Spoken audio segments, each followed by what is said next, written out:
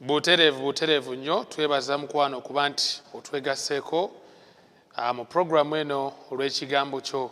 Tukyagenda maaso tuwunzika ennaku z'omwezi 20 tuli mugenda maaso n'okutuulira obubaka obw'amawulire amalungi atuzimbidde ku musingi si mulala gwonna wabula ekigambo kya Katonda, ekigambo kya Kristo ekireeta obulamu, ekireeta okukkiriza, ekikyusa amaka g'abantu, ekikyusa emitima gy'abantu.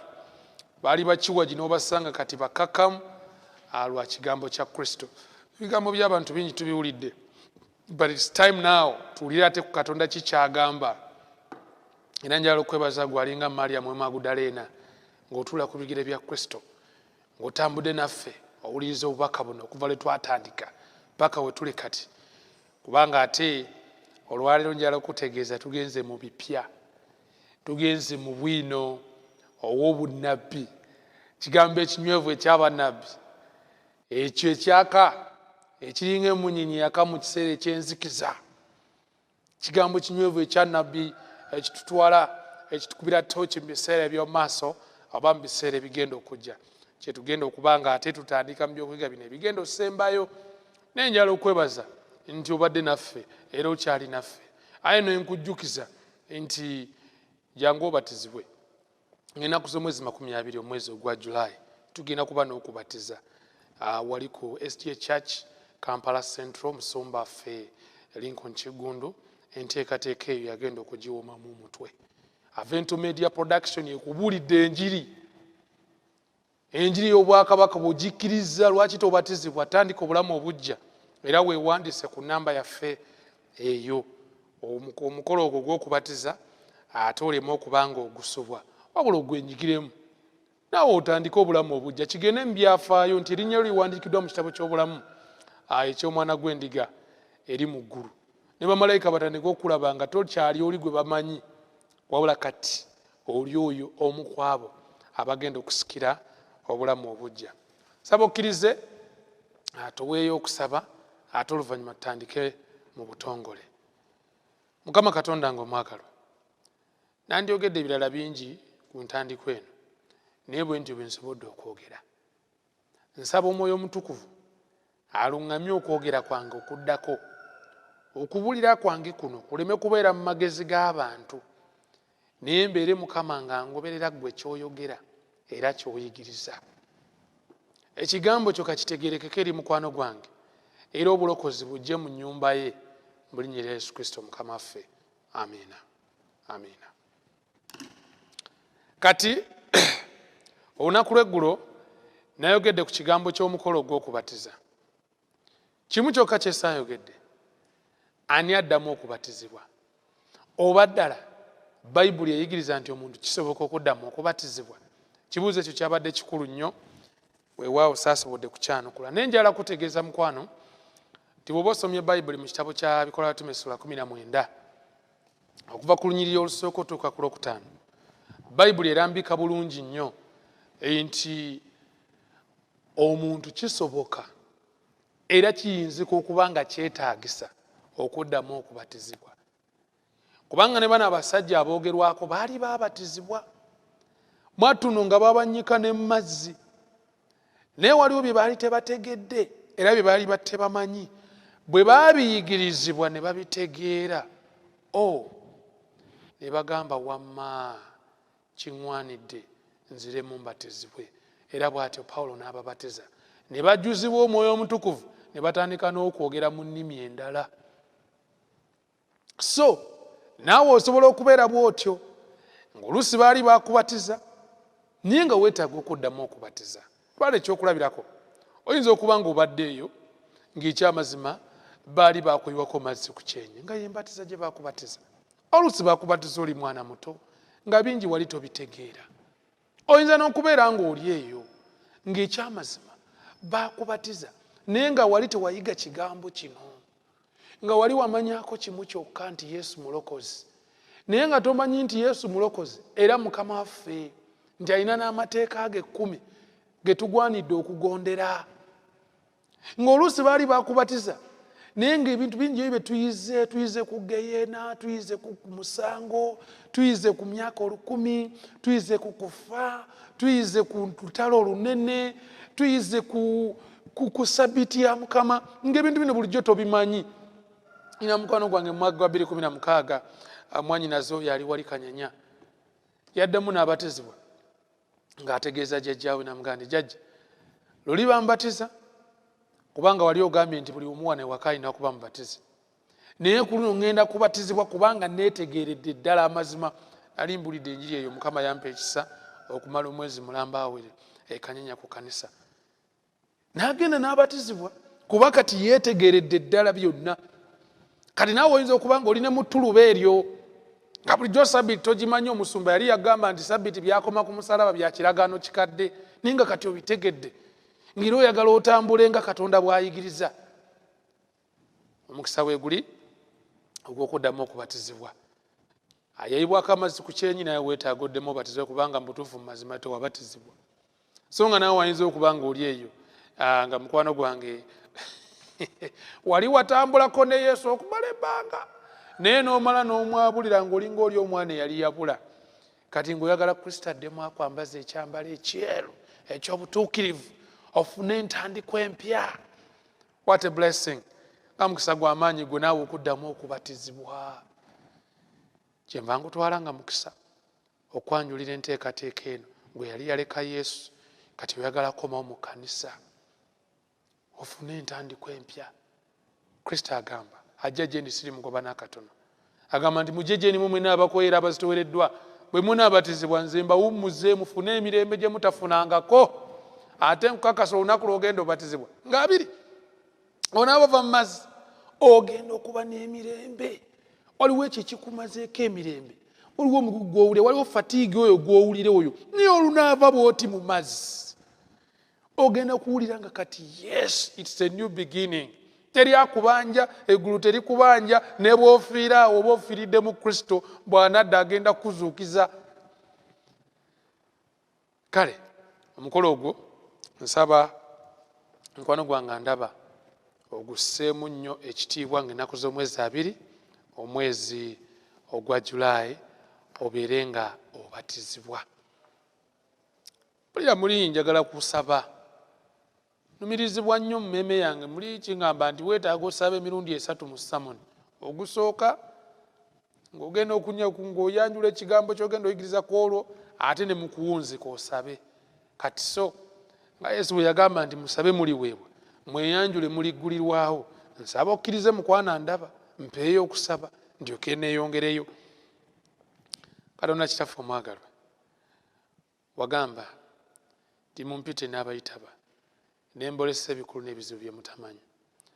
Katonda nange ntwala omukisa guno okuyita otubikkulire amazima gano ge tugenda oyigako. Otuyambe otegeera amazima g'enjiri ey'abamalayika abasatu. Otuyambe Mukama otegeera amakulu na biki by'oluubirira mu kutuyigiriza enjiri ey'ebiro by'enkomerero mu kuteekateeka abantu bo olw'okudda kwa Yesu Kristo okusembedde. Neeyanza Mukama kuba owulidde okusaba kuno mu linnya lya Yesu Mukama waffe. Amiina. Amiina. Mukwano gwange ndaba ngenda kuba njogera ku mulamwa gulimu ebitundu 2. Ekitundu ekisooka n'ekyokubiri nga mulamwa gugamba nti omulabe wa Kristo. Kino kimu ku by'okuyiga ebitawoomera abantu kuwulira era si biganzi. Gye nkibulidde wonna mulimu abakkiriza ne bakisanyukira, naye bangi ku bo abakigaanira ddala. Kiruma abantu bangi bwe bawulira amazima gano, abamu batuuka n'okugakyawa. Naye njagala nkusabe okkirize otegeera kino nti bye ngenda okugamba biri kitundu ku njiri Kristo gy'ayagala ebulirwe mu nsi yonna enkomerero eryoke etuuke. Kubanga Yonasaani Matovu mpulira nkooyo okubeera ku nsi kuno. Mpulira njagala okulaba Yesu Kristo ng'akomawo omulundi ogwokubiri, ate nga yagamba nti enjiri eno ey'obwakabaka eribuulirwa mu nsi yonna, okubeera omujjulirwa eri amawanga gonna olwo enkomerero n'eryoka etuuka. Nkusaba okkirize mukwano nkwanjulira enjiri eno ey'obwakabaka ngera ekitundu ku njiri eyo kwe kutegeeza abantu omulabi wa Kristo yaliwa, aliwo oyo eyeetadde mu kifo kya Kristo. Kubanga mu kitabo kya Kubikkuliro sula 14 enjiri eno ey'obwakabaka nga Matayo 24:14 bw'agyogerako erambululwa. Muyo ojja ssangamu enjiri ey'omusango, enjiri ey'emirembe n'emirembe, enjiri ey'amateeka 10, enjiri ey'okusinza ku lunaku olwa Ssabbiiti. Mu njiri eno mwe mulimu n'okuyita abantu bafulume Babuloni. Mu njiri eno mwe muli ensolo, mwe muli enkovu y'ensolo, mwe muli akabonero ka Katonda omulamu, mwe muli ekifaananyi eky'ensolo, mwe muli n'obusungu bwa Katonda. Naye weetegereze nti mu njiri eno bw'oba ogyetegereza nga bwe tugenda okugisomako, ekinyusa ekisinga obukulu, olukolobozi olwawula luli ku kigambo kye bayita okusinza. Who do you worship? Ani gw'osinza? Ani gw'ogenda okusinza? Kansooka nsome obubaka buno mu kitabo kino ekyakubikkulirwa essula 14, because this is a good introduction gye twetaaga okufuna nga tugenda okwaŋŋanga ekyokuyiga eky'omulabi wa Kristo. Kubikkulirwa essula 14 olunya olw'omukaaga lugamba nti nendaba malayika omulala ng'abuuka mu bbanga ery'omu ggulu ng'alina enjiri ey'emirembe n'emirembe okubuulira abatuula ku nsi na buli ggwanga n'ekika n'olulimi n'abantu, ng'ayogera n'eddoboozi ddene nti mutye Katonda, mumuwe ekitiibwa kubanga ekiseera eky'omusango gwe kituuse, mumusinze yakola eggulu n'ensi n'ennyanja n'ensulo z'amazzi. Oyo malayika asooka ali mu kutugamba nti musinze Katonda, tosinze ekintu ekirala kyonna, tosinza n'ebifaananyi, sinza Katonda. Kubanga ekyamazima kituluma olwaleero abantu bangi bali mugenda mu maaso n'okusinza ebitali Katonda. Abantu bali mu kusinza ssente, abantu bali mu kusinza mbuto zaabwe, abantu bali mu kusinza babeezi baabwe, abantu bali mu kusinza mamotoka, abantu bali mu kusinza bugagga. Kati ebyapa byafuuka ebyapa mu ngalo, era mu maleediyo ne ku mativi olaba abantu bali mu kusuusuuta bugagga, ssente bugagga. Naye wano malayika agamba nti musinze oyo eyakola eggulu n'ensi, eyakola eggulu n'ensi, ennyanja n'ensulo z'amazzi, gwe mba musinza. Malayika owokubiri ye n'agamba nti, Bayibuli egamba ne malayika omulala owokubiri n'agoberera ng'ayogera n'eddoboozi ddene nti, ng'ayogera nti kigudde Babuloni ekinene ekyanywesa amawanga gonna ku mwenge gw'obusungu bw'obwenzi bwakyo. Wano tujja kuyiga ku Babuloni. Naye ekitundu ku bubaka bwa malayika abasatu, Katonda ali mu kuyita abantu bafulume Babuloni, okusinza kwonna okw'ekikwangala. Babuloni. Katonda ayagala abantu bakufulume. Katonda ali mu kulongoosa abantu be olw'obwakabaka obutaggwaawo. Kati bw'aba waakubalongoosa, alina okusooka obbajjayo eri mu nsinza y'obujeemu ey'e Babuloni. Ye malayika owokubiri. Neewulira ne malayika owokusatu mukulu nti ekitundu ku njiri ey'abamalayika abasatu, malayika okusatu agamba, n'agoberera ng'ayogera n'eddoboozi ddene nti, omuntu yenna bw'asinza ensolo n'ekifaananyi kyayo era bw'akkiriza enkovu ku kyenyi kye oba ku mukono gwe, oyo naye alinywa ku mwenge gw'obusungu bwa Katonda ogufukibwa ogutatabulwamu mazzi mu kikompe eky'obusungu bwe, era alibonyaabonyezebwa n'omuliro n'ekibiti mu maaso g'abamalayika abatukuvu ne mu maaso g'Omwana gw'Endiga. N'omukka ogw'okubonyaabonyezebwa kwabwe gunyooka emirembe n'emirembe, so tebalina kuwummula emisana n'ekiro abasinza ensolo n'ekifaananyi kyayo na buli akkiriza enkovu y'erinnya lyayo. Awo ewali okugumiikiriza kw'abatukuvu abakwata ebiragiro bya Katonda n'okukkiriza kwa Yesu. So kikyendi mugezaako gamba nti malayika asooka agambye sinza omutonzi. Malayika owokusatu agamba tosinza ensolo. Katonda ataddeko okulabula kunene, kuno okulabula okumanya kuli sharp. Katonda ali mugamba nti kulina otuuka mu nsi zonna n'amawanga gonna n'ekika n'olulimi n'abantu. Everywhere abantu balina okufuna okulabulwa. Bannange temugeza ne musinza ensolo. temugeza ne musinza ekifaananyi kyayo, kubanga bwe munaasinza ekifaananyi ky'ensolo mugenda funa enkovu y'ensolo, bwe munaafuna enkovu y'ensolo mugenda funa obusungu bwa Katonda nga byebonyobonyo 7. This is a great warning in the last days, mu nnaku ez'enkomerero.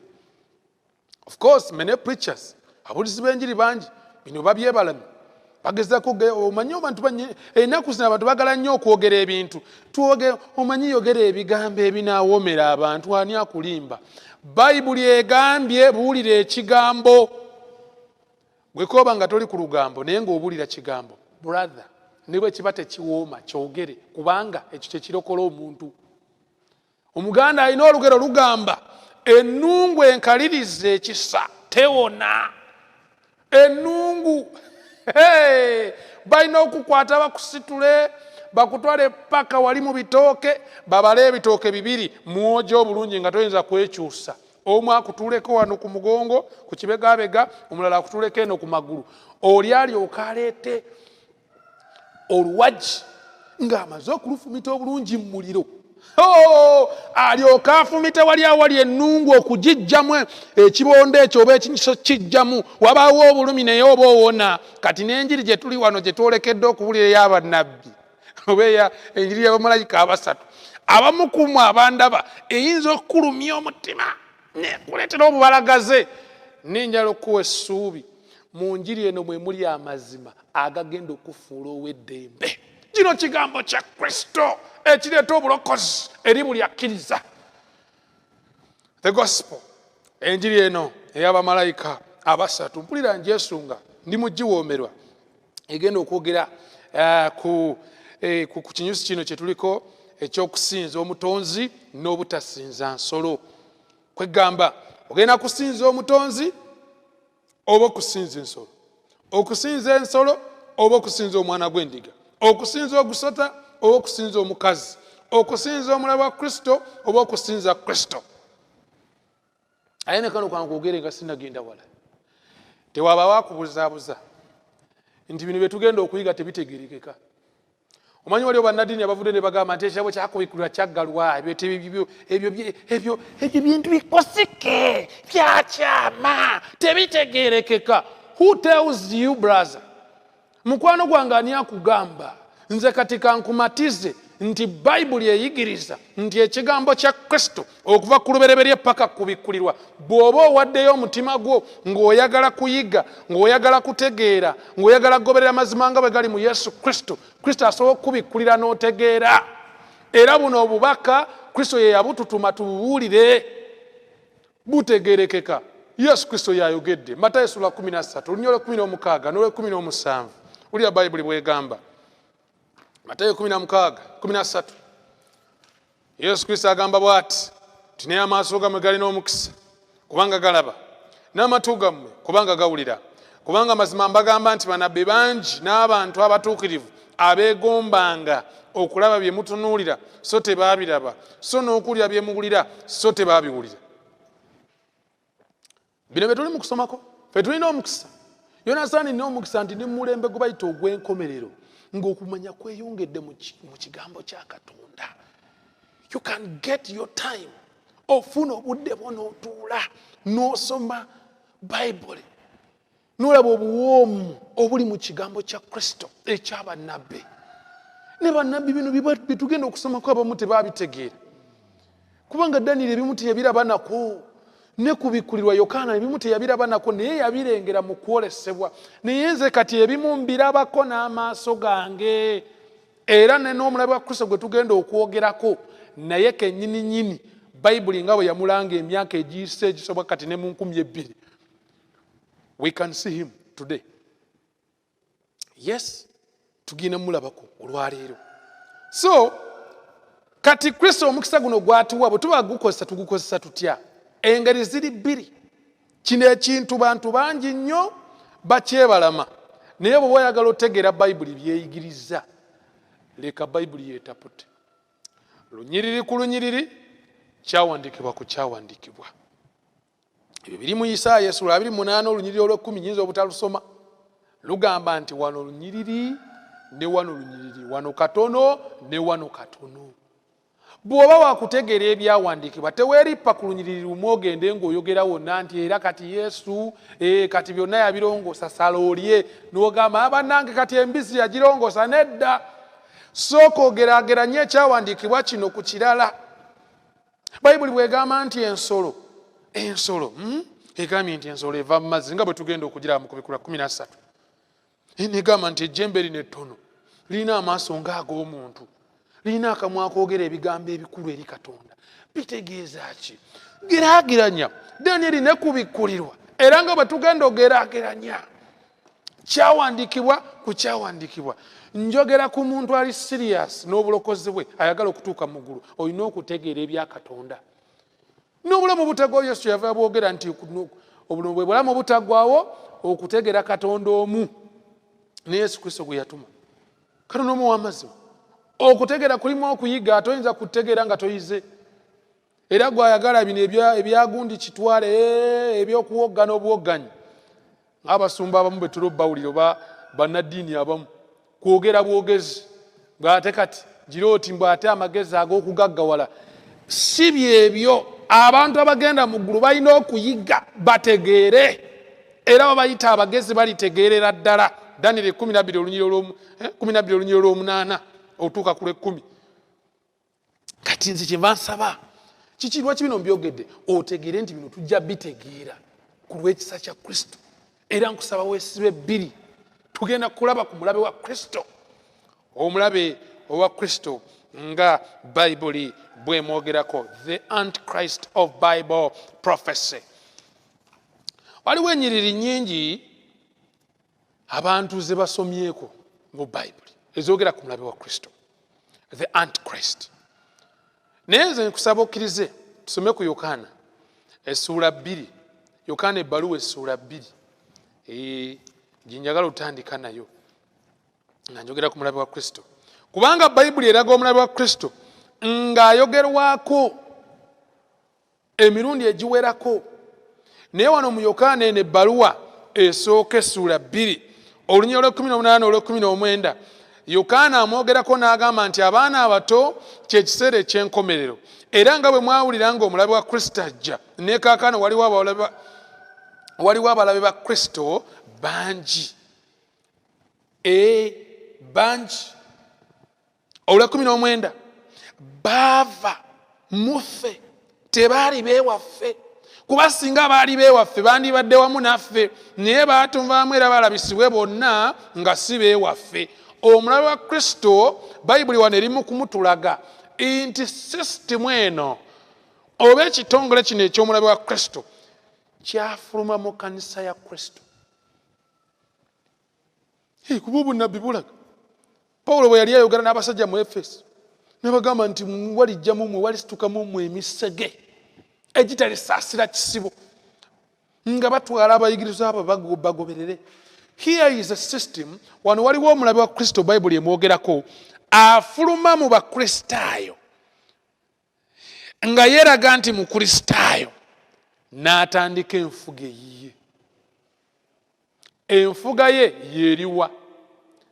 Naye nze nga sinagenda nnyo mu nfuga ye, Bayibuli wano eyogedde omulabe wa Kristo abadde mu kkanisa agambe baali beewaffe, baali baava muffe naye tebaali beewaffe, kubanga singa baali beewaffe bandibadde wamu naffe, naye baatuvaamu balabisibwe bonna nga si beewaffe.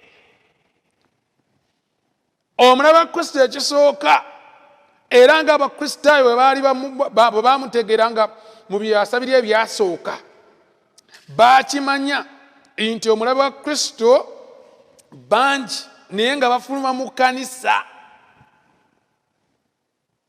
Wuliriza, waliwo wano ekirala ekikulu okumanya. Omulabe wa Kristo ng'oggyeko ye waliwo nekibayita omwoyo gw'omulabe wa Kristo. Kangukooneko katono kuba gujja kuyamba nnyo otegeera omulabe wa Kristo. Omuntu w'amala okutegeera omwoyo gw'omulabe wa Kristo kimwanguyira okutegeera omulabe wa Kristo yaliwa. Ndi mu Yokaana eno ebbaluwa essuula 4 olunyiriri olusooka. Yokaana agamba, abaagalwa temukkirizanga buli mwoyo, naye mukemenga emyoyo ng'oba gyava eri Katonda, kubanga bannabbi ab'obulimba bangi abafuluma mu nsi. mutegererenga ku kino omwoyo gwa Katonda. Buli mwoyo gwatulanga Yesu Kristo yajja mu mubiri nga guvudde eri Katonda, na buli mwoyo gutayatula Yesu nga teguvudde eri Katonda, era ogwo gwe mwoyo gw'omulabe wa Kristo. System of the Antichrist, spirit of the Antichrist. Omulabe wa Kristo takkiriziganya ne Kristo. Kristo agamba nti mugende eno ku mukono gwa ddyo, omulabe wa Kristo agamba tugende ku mukono gwa kkono. Naye nga byonna atabikolera mu linnya lya Kristo, yeeteeka mu kifo kya Kristo, abantu abasiikirize baleme okulengera Kristo. Bayibuli kyeyava amuyita omulabe wa Kristo oba Antichrist, in the place of Christ. Ono muzibu nnyo okumanya nga mukambwe, omwoyo gwe okumanya nga gwakwegulumiza mu kifo kya Kristo, agezeko kijjawo tayawukana ne Sitaani. Ezeekeri 28:17 Bayibuli ega nti omutima gwo gwakyamizibwa olw'obulungi bwo, olw'okumasaamasa gwo. Bw'osomere mu Isaaya 14:13-14, Sitaani atuuka n'okugamba nti ndifaanana oyo ali waggulu ennyo. Kati omulabe wa Kristo ogwo gwe mwoyo gwe gwakwegulumiza, gwakugjawo kifo kya Kristo ku nsi, atuule mu kifo kya Kristo. Abantu balowooze nti basinza Kristo naye nga bali mu kusinza mulabe wa Kristo. Mu bufunze ono ye mubaka wa Sitaani ku nsi, naye ng'ayambadde ekyambalo ky'obutuukirivu kungulu, naye nga munda musege. Bw'abayo nnabbi w'obulimba asinga mu biro by'enkomerero, ye mulabe wa Kristo. Nedda, lwaki ŋŋenda nnyo munda nga sose kunnyonnyola bino nga nabo bwe biri ebikulu? Okimanyi bw'osoma ekitabo ky'Abasessaloniika eky'Okubiri, olunya olwokusatu n'olwokuna, Bayibuli egamba nti omuntu yenna tabalimbanga mu kigambo kyonna kyonna, kubanga olunaku olwo terulijja wabula ng'okwawukana kuli kumaze kubaawo, era omuntu oli ow'okwonoona alimala kubikkulwa, omwana w'okuzikirira yaliwa. Aziyiza era yeegulumiza okusinga buli kintu ekiyitibwa Katonda oba ekisinzibwa, n'okutuula n'atuula mu yeekaalu ya Katonda nga yeeraga yekka nti ye Katonda, ayagala kusinzibwa. Kati ensi y'Obukristaayo agezaako kugisendasenda, amaaso egajje ku Kristo, egatunuulize ye. Kwegulumiza, omwoyo gw'okwegulumiza, omwoyo gw'omulabe wa Kristo. Eyo nyagadde okyogera nga sinagenda wala kulaba Bayibuli bweyongera otumenyeramenyeramu okutegeera omulabe wa Kristo ono yaliwo olwaleero. Kubanga nkakasa nga Bayibuli bwe yakyogedde nti abalabe ba Kristo we bali wano, teyaliiwo ate talibaawo, wabula waali. Omulabe wa Kristo yaliwo, waali, naye Kristo ajja kumugjawo, talibeerawo lubeerera. Kati njagala oneegatteko tutunulire obubonero buli bubiri. Of course nandirikozesa n'obulala, naye katutunulire buno bubiri Bayibuli bwetunokolera obutunnyonnyola obulungi ku mulabe wa Kristo yaliwa. N'abasajja abayivu ba Bayibuli bavuddeyo ne bakkiriziganya ne basa kimu nga nkuyege, ne bagamba nti wamma okusinziira ku byawandiikibwa, bw'onyonnyola bulungi nnyo lunyiriri ku lunyiriri, kyawandiikibwa ku kyawandiikibwa, nti ensolo eno eyakubikkulirwa essula 13 kabonero ak'omulabe wa Kristo. Kubikkulirwa essula 13 okuva ku lunyiriri olusooka otuukira ddala ku lunyiriri olw'10, ensolo eno eyogerwako mulabe wa Kristo, kabonero ak'omulabe wa Kristo, erina n'ennamba yayo 666.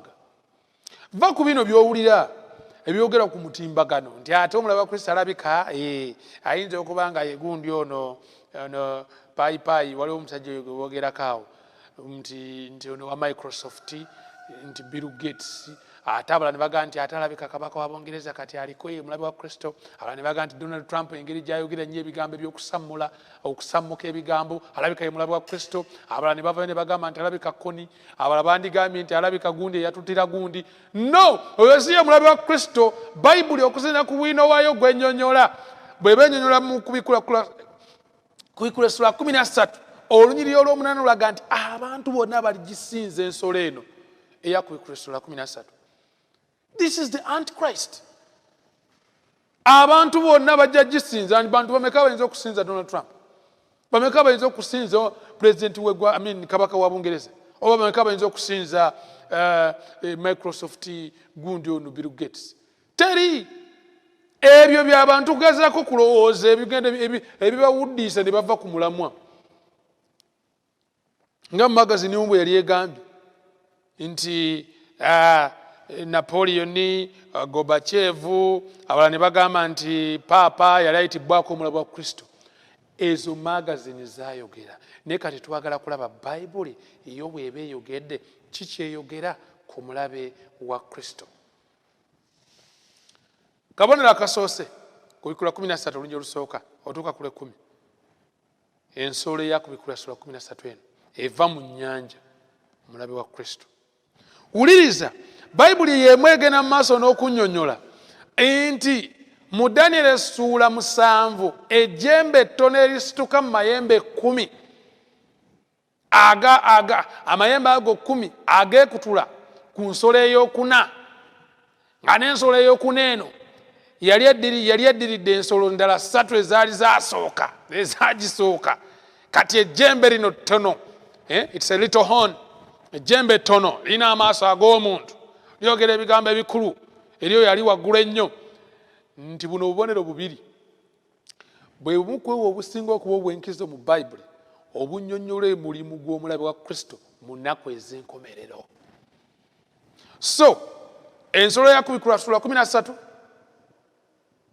ne jjembe ettono lya Danyeri essula 7 bubonero obutujjirayo omulabe wa Kristo yaani. Era bwino gwe tusoma wano ku bubonero buno bubiri agenda kuwa ekifaananyi ekituufu ku mulabe wa Kristo yaliwa.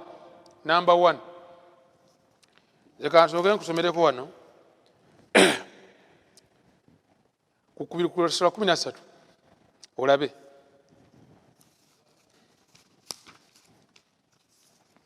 Kubikulwa essula 13 Bayibuli egamba nti nendaba ensolo ng'eva mu nnyanja ng'erina amayembe 10 n'emitwe 7, naye ku mayembe gaayo nga kuliko engule 10, ne ku mitwe gyayo amannya ag'obuvoozi. N'ensolo gye nalaba yali efaanana ng'engo, n'ebigere byayo ng'ebigere bya ddubu, n'akamwa kayo ng'akamwa k'empologoma, n'ogusota gwe gwagiwa amaanyi gaayo, n'entebe yayo ey'obwakabaka n'obuyinza obungi. N'endaba omutwe gumu ku mitwe gyayo nga gufumitiddwa okufa, n'ekiwundu ekyokufa ne kiwona, n'ensi zonna ne zisigala nga zeewuunya ensolo eyo. Olwokuna lugamba nti ne basinza ogusota kubanga gwawa ensolo eyo obuyinza bwayo, ne basinza n'ensolo nga boogera nti ani afaanana ng'ensolo era ani ayinza okulwana nayo. Tuli kabonero kana ak'omulabe wa Kristo. Neeweebwa akamwa akoogera ebikulu n'obuvoozi, neeweebwa obuyinza okumala emyezi 42. Agamba nti neeyasamya akamwa kaayo okuvvoola Katonda, okuvvoola erinnya lye ne weema ye n'abatuula mu ggulu. Neeweebwa okulwana n'abatukuvu, okubawangula. Neeweebwa obuyinza ku buli kika, n'abantu n'olulimi n'eggwanga. Era bonna abatuula mu nsi baligisinza. Buli atawandiikiddwa linnya lye mu kitabo ky'obulamu eky'omwana gw'endiga ogwa Katonda eyattibwa okuva ku kutondebwa kw'ensi. Badde ndi mu kwogera ku mulabe wa Kristo okubikulwa essula 13. Ekisooka Bayibuli eraze, Yokaana wano ali mu kulaba mukolesebwa nti ensolo eno eva mu nnyanja, comes out of the sea. Mu lunyiriri olwokusatu, mu lunyiriri olusooka, ennyanja kabonero ki? N'agamba bino ebintu bitegereka kwogerageranya ekyawandiikibwa ku kyawandiikibwa. Kubikulwa essula 17 olunyiriri olw'15 lugamba amazzi ge walabye omwenzi w'atudde byebika n'ennimi n'amawanga n'abantu. Amazzi mu bunnabbi bwa Bayibuli kabonero akatunnyonnyola ekifo ekirimu abantu nga bangi, densely populated area. Kati bagamba ensolo eno omulabe wa Kristo asituka mu kifo ekirimu abantu nga bangi. Tuli mugezaako okutereera bwino annyonnyola akabonero kano ak'ensolo ng'akabonero k'omulabe wa Kristo.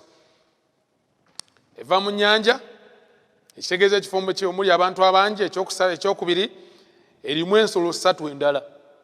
tulabye ekisooka kubaddeko ensolo gye nalaba ng'efaanana ng'engo kwegamba eringa engo. Ekyokubiri n'akamwa ke kaali kamwanga ak'empologoma ate ebigere byayo nga bya ddubu. Zezo ensolo 3. Ekyokusatu efuna ekitebe n'obuyinza bwayo okuva mu nsolo ey'okuna eyitibwa ogusota mu lunyiriri olwokubiri. Olunyiriri bw'otunuulira bwino owokuna, ensolo eno yafuna ekiwundu ekyokufa ate oluvannyuma ekyawona mu lunyiriri olwokusatu, kuba twalulabye nga luga nti endaba ogumu ku mitwe gyayo nga gufiiriddwa ekiwundu ekyokufa n'ekiwundu ekyokufa ne kiwona, n'ensi zonna nesigala nga zeewuunya ensolo eyo. Ngenda mu maaso ngenze ku bwino owokutaano. Ensolo eno erina akamwa akoogera ebikulu n'obuvoozi lwe lunyiriri olwokutaano, kubanga Bayibuli yagambye wano nti neeweebwa akamwa akoogera ebikulu n'obuvoozi, neeweebwa obuyinza okumala emyezi 42, neyasamya akamwa kaayo okuvoola Katonda, okuvoola erinnya lye ne weema ye n'abatuula mu ggulu. Era guno gwe mwoyo gwennyini, ono ye mulabe wa Kristo yennyini. Avoola Katonda mu ggulu, avoola yeekaalu ye, avoola abatuula mu ggulu bonna. Muvoozi bali mu kumukuleetera mu kifaananyi kino eky'ensolo. Wuliriza, bwino ow'omukaaga alina obuyinza, oba ensolo eno erina obuyinza obufuga, newewe obuyinza okufuga okumala emyezi 42.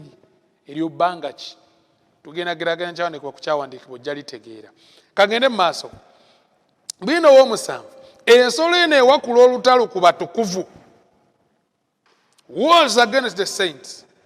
Wulira bwino ow'omunaana, ensolo eno erina obuyinza obw'ensi yonna, worldwide authority. Si nti president afugira mu Uganda wokka oba mu East Africa. Here is a kingdom. Buno bwakabaka. Ensolo eno obuyinza bwayo bwebulungulula ensi yonna.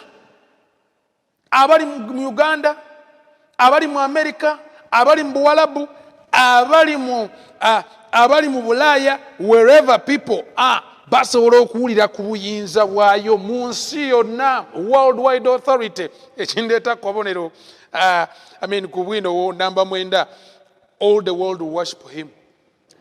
Ensolo eno bonna, ensi yonna, abatuula ku nsi bonna bagenda kugisinza. Wadde malayika yagambye nti temusinza nsolo.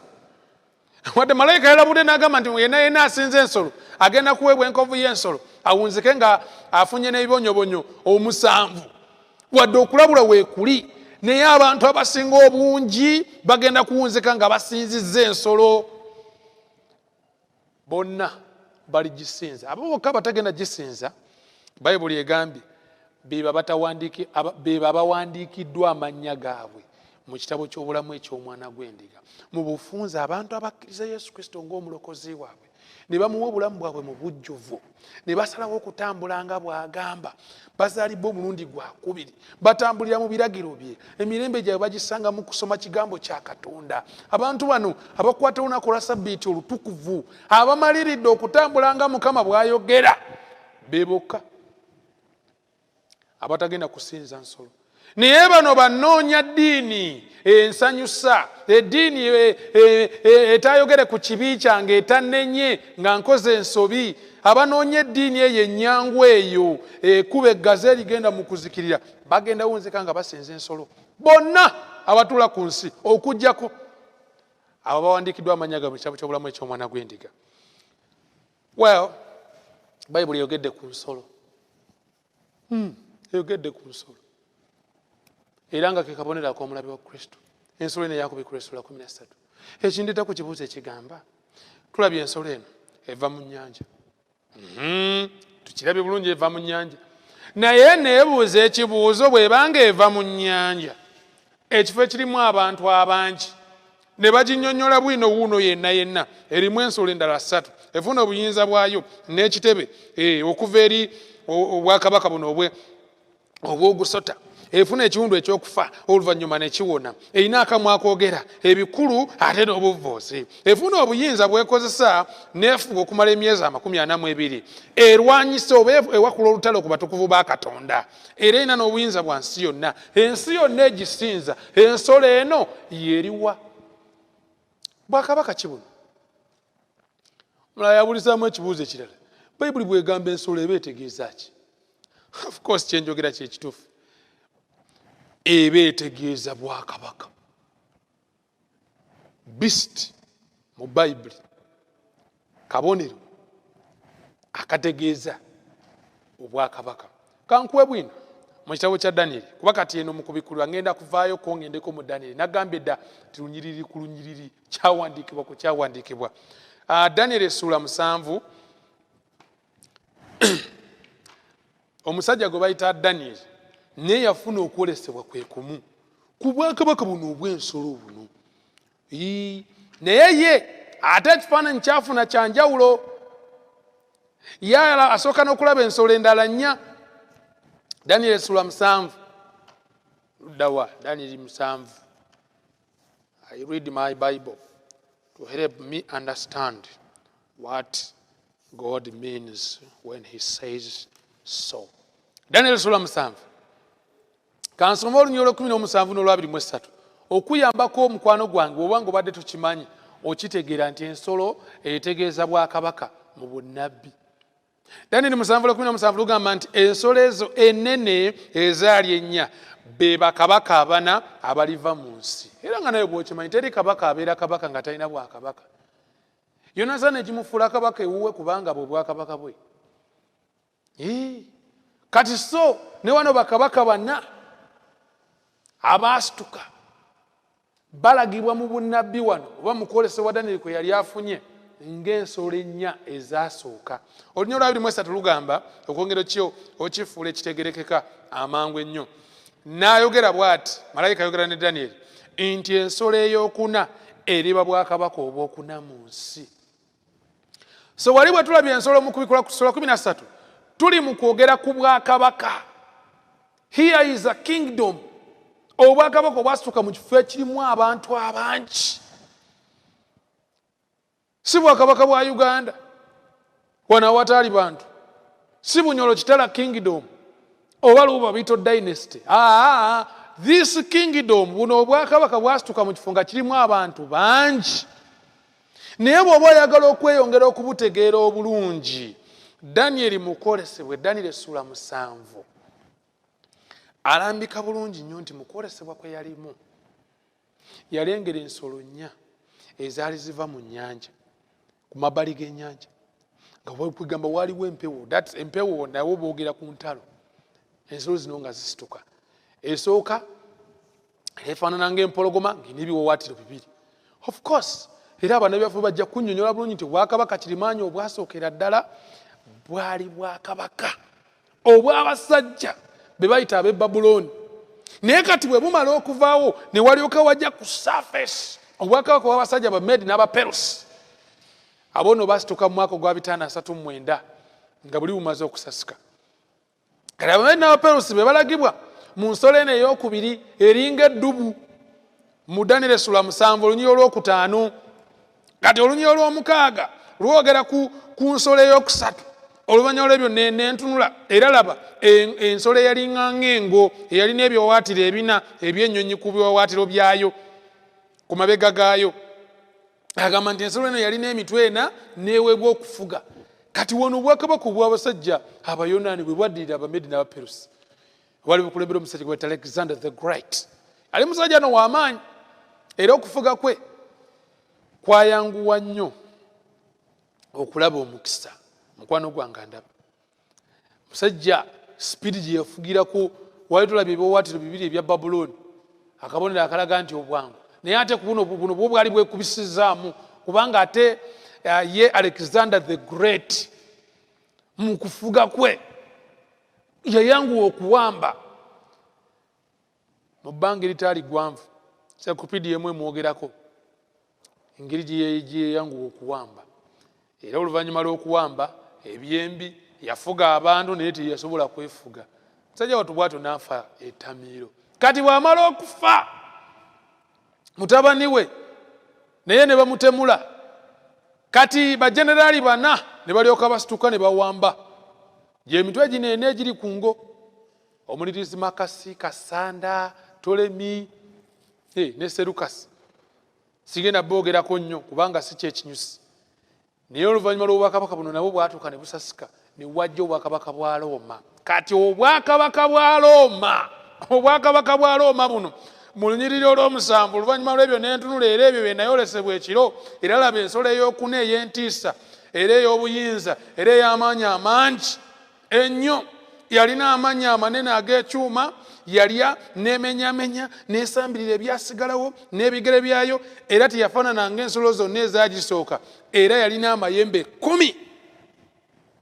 Twogera ku nsolo eno ey'obwakabaka obwa Looma. Bayibuli yajogeddeko dda mu Lwabiri 3 nti n'ayogera bw'ati nti ensolo ey'okuna eriba bwakabaka obwokuna mu nsi. Here is a kingdom, fourth kingdom. Erika amayembe 10. Abamanyi obulungi ebyafaayo bw'osoma Daniel essula 2 amayembe 10 bwe bugere 10. Abatera okusomayo abamanyi ku bunnabbi obugere buno 10 oba amayembe gano 10 be bakabaka 10 bw'osoma Olunyo lwa 24. Bakabaka 10 obwakabaka omuliva bakabaka 10 abaligolokoka. Amawanga gano 10 agabula ey'ebugwanjuba ewali Roman Empire yawali ekitebe kyayo omuli abasajja Abangereza, abasajja Abafalansa, abasajja Abaswevi be ba Portugal, aba Visigoths be ba Spain, aba Alaman be basajja aba German oba German. Amawanga gano omuli aba Lombards nga ye Italy kati gye tumanyi olwaleero. Of course n'ekibuga Lombard gye kiri Lombard eyo mu Italy olwaleero. Kati aga amawanga 10 omwali aba Heruli, aba Vandals n'aba Ostrogoths ge gasituka oluvannyuma lw'okusasika kwa Roman Empire mu mwaka ogwa 476 AD. Ndi mukuwako ku byafaayo nti bino Daniel bye yalaba mu kwolesebwa ate bize bituukawo okusinziira ku byafaayo. Naye lwaki eno yonna neetooloolayo njagala gezako okulaga nti omulabe wa Kristo ono gwe tusomako mu kitabo kya Kubikkula essula 13 ensolo eno yakubikula essula 13 ate wano mu Daniel essula 7 alagibwa ng'ejjembe eddala ettono kuba bw'osoma Olunyo olw'omunaana bwe lwogera agamba bw'ati Daniel 7:8 nti nakebera amayembe era ne wamera mu g'ejjembe eddala ettono ne mu maaso gaali 3 amayembe agolobere ne gasimbulwa ddala era mu jjembe eryo mwalimu amaaso ng'ag'omuntu n'akamwa akoogera ebikulu. Ekimu ku bintu bye neewuunya manyi oba osoma Bayibuli kikwetaagisa okwetegereza olabe Katonda wo wasinga okusesera. Ensolo esooka nga ye Babuloni, ensolo ey'okubiri nga Bamedi n'Abaperusi, ensolo ey'okusatu nga basajja Abayonaani, ensolo ey'okuna nga ye Roman Empire. Katonda tabiteekako nnyo ssira. Malayika yannyonnyola nnyo ejjembe ettono eri Danyeri okusinga amayembe gano 10 n'ensolo zino ennya ezasooka. Lwaki annyonnyola nnyo ejjembe ddino ettono? Lwaki ayagala nditegeere naawe olitegeere? Kubanga ke kabonero ak'omulabe wa Kristo akalala. Omulabe wa Kristo Bayibuli emwogerako mu Danyeri essula 7 ng'ejjembe ettono erisituka oluvannyuma lw'amayembe gano amalala 10. Era wowe wetegereza mu lunyiriri olwa 24 Bayibuli egamba nti mu bwakabaka omuliva bakabaka 10 abaligolokoka n'omulala alibaddirira aligolokoka naye talifaanana ng'ab'olubereberye naye alijjawo bakabaka 3 era alyogera ebigambo ebibi eri oyo ali waggulu ennyo aliteganya abatukuvu b'oyo ali waggulu ennyo era alirowooza okuwanyisa ebiseera n'amateeka era birimuweebwayo mu mukono gw'okutuusa ekiseera n'ebiseera n'ekitundu ky'ekiseera lwe biriggwaawo naye omusango gulibaawo era balimuggyako okufuga kwe okumalawo n'okukuzikiriza okutuusa enkomerero. In my conclusion olwaleero nkulaze ku Katonda nnyo mukwano ku kifaananyi Bayibuli kyetusiigira ku mulabe wa Kristo ali mu kuwakana ne Katonda agezaako okulaba nga yeeteeka mu kifo kya Katonda. Ye abasinzibwa wano mu Daniel 7 bongedde nako ne bagamba n'okugamba nti aliwanyisa ebiseera n'amateeka. Takomye kulwanyisa abatukuvu, takomye kuvoola Katonda, naye kati alumbye n'etteeka lya Katonda liraga obuyinza bwa Katonda. Agamba nalyo njagala ndabe nga ndijjawo muwulire etteeka lyange. Musajja omu yambuza ekibuuzo n'aŋŋamba nti Bayibuli erina amateeka gaayo 10 naye mpulira nti ate waliwo n'abalala nabo balina amateeka gaabwe 10. Ekituufu kye ki? Omulaba wa Kristo ono y'ani atuuse n'okwagala okuba ng'akyusa etteeka lya Katonda eritalina kukyuka, eritajjulukuka? Who is this Antichrist? Ejjembe lino ettono, ensolo ne yakubikwa Essula 13 y'ani? Era yaliwa? Asinzira ludda wa? Mulimu ki ogwo gwagenda okukola? Ogenda n'okututuusa abantu okubeera nga bwe bagukkiriza bagenda kuwunzika nga basinza nga bawereddwa enkovu ye oba akabonero ke, bawunzike nga Katonda agenda bayiwako ebibonyoobonyo 7. Katonda atuuke n'okufuka obusungu bwe ku basinza omulabe wa Kristo ono. Y'ani? Weetaaga omutegeere tosobole olunaku olw'enkya. Katombeke tuweeyo okusaba. Katonda kitaffe omwagalo, nkwebaza olw'omukwano gw'olina gye ndi, aye ne mukwano gwange alabye obubaka buno. Nsaba olunaku olw'enkya otuyambe tutegeere ebisingawo ku mulabe wa Kristo, naye nga tetunaba na kutegeera bisingawo, wabula Mukama nkwegayirira mu linnya ly'omwana wa Yesu, saasira busaasizi, yamba nga bw'oli omuyambi, otuyamba okusinza Kristo, otuyamba okusinza omutonzi. Kiyinzika okuba nga ekyamazima Mukama naffe tubadde tutandise okuwaba. Mukwano gwange ndaba ayinza okuba nga ekyamazima abadde ali mu kuwaba nga atandise oterebuka ng'ayinza okuwunzika ng'asinza omulabe wa Kristo. Kikafuwe Mukama, tuyamba okulondawo okusinza Kristo n'ekigambo kye okusinga okusinza omulabe wa Kristo oyo alina amateeka ago ag'ekikwangala. Mukama tuteeketeeke n'olunaku olw'enkya naye okusinga ennyo tuteeketeeke olw'okusikira obulamu obutaggwaawo mu linnya erisinga amannya gonna erya Mukama waffe Yesu Kristo. Amiina. Amiina. Amiina. Amiina.